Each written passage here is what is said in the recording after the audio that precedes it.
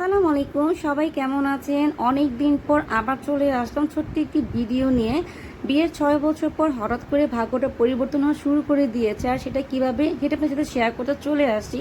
সেদিন সকাল সকাল ঘুম থেকে উঠেই দেখি শ্বশুর আব্বা নাস্তা নিয়ে আসে। শাশুড়ি আম্মা নাকি তার নিজে হাতে বানিয়ে আমার জন্য নাস্তা বানিয়ে পাঠিয়ে দিয়েছে। আমি দেখে খুবই অবাক হয়ে গিয়েছি, কারণ বিয়ের 6 বছরের মধ্যে আমি আমার শাশুড়িতে রান্না কবে খেয়েছি ভুলেই গিয়েছি। আর আমার শ্বশুর কিন্তু এখন বর্তমানে খুবই অসুস্থ, সবাই ওনার জন্য দোয়া করবেন। যেহেতু আমি সেদিন তার বোনের বাসায় যাব, তাই শাশুড়ি আম্মা সকাল সকাল নাস্তা বানিয়ে পাঠিয়ে দিয়ে যেন আমার দেরি না হয়। তো যাই হোক, আমি কিন্তু শাশুড়ি মাতে নাস্তা খেয়ে রেডি রেডি হয়ে তাড়াতাড়ি করে বের হয়ে গিয়েছি। যেহেতু বিয়ের পর প্রথম যাচ্ছি খালা শাশুড়ির বাসায় ঘুরতে, তাই খুব এক্সাইটেড ছিলাম। আর সেদিনের ওয়েদারটা এতটা সুন্দর ছিল যে কি আর বলবো। সবচাইতে অবাক করার বিষয় হচ্ছে আমার জামাই তার একমাত্র খালার বাসায় প্রায় 10 বছর পর যাচ্ছে, তাও আবার আবিরের কারণে। আসলে কি প্রতিটা পরিবারেই হচ্ছে কম বেশি অনেক সমস্যা হয়ে থাকে, যেগুলো বাচ্চাদের কারণে ঠিক হয়ে যায়। তো আলহামদুলিল্লাহ আমরা কিন্তু গল্প করতে করতে বাস থেকে নেমে পড়েছি। যেহেতু প্রথম যাব, তাই ভাবছি কিছু ফল টল নিয়ে যাই।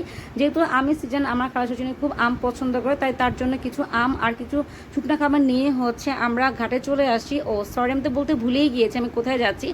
আমি হচ্ছে সেদিন গিয়েছিলাম নারায়ণগঞ্জে। যেহেতু আমার খালা শাশুড়ির বাসা নদীর উই পাড়াতে, আমরা ঘাটে এসে নৌকা রিজার্ভ নিয়ে আনন্দ করতে করতে চলে যাচ্ছিলাম। আর আমি ভুলেই গিয়েছিলাম যে আমার খালা শাশুড়ি বলেছিল আবিরের হাতে একটা কয়েন দিয়ে নদীতে ফেলতে, এটা নাকি ফেলতে হয়।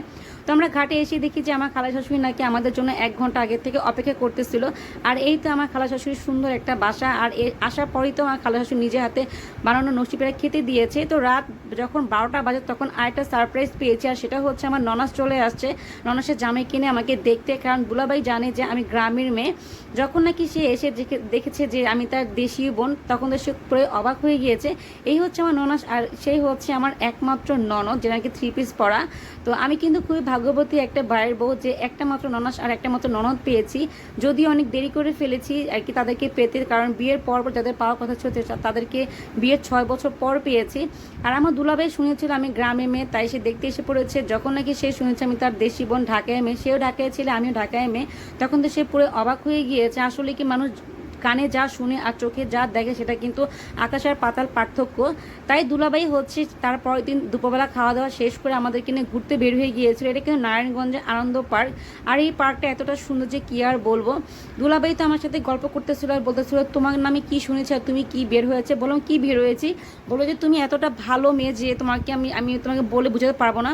তো যাই হোক, মানুষের ভুল ধারণা ভাঙাতে পেরেছি, এটাই হচ্ছে আমার কাছে খুব ভালো লেগেছে। তা আলহামদুলিল্লাহ আমার শ্বশুর বাসার মানুষগুলো এতটা ভালো আর আমাকে এতটা আপন করে নিয়েছে, যেটা আমি কখনোই ভাবতেও পারিনি। তো ঘোরাটোরা শেষ করেই হচ্ছে খালা শাশুড়ি দেখলাম যে আমাদের জন্য মুড়িভর্তা বানিয়ে রেখেছে। 2 দিন যে কিভাবে পার হয়ে গিয়েছে টেরও পাইনি। তো এটা হচ্ছে আমার খালা শাশুড়ি, এখন তার বাসাতে যাওয়ার পালা। আনন্দ করতে করতে 2 দিন টেরও পাইনি, কিন্তু যাওয়ার সময় তো ভালো লেগেছে, আসার সময় খুবই খারাপ লেগেছে। ইনশাল্লাহ আবার যাব। আজকে এই পর্যন্ত, আবার দেখো নেক্সট ভিডিওতে। আল্লাহ।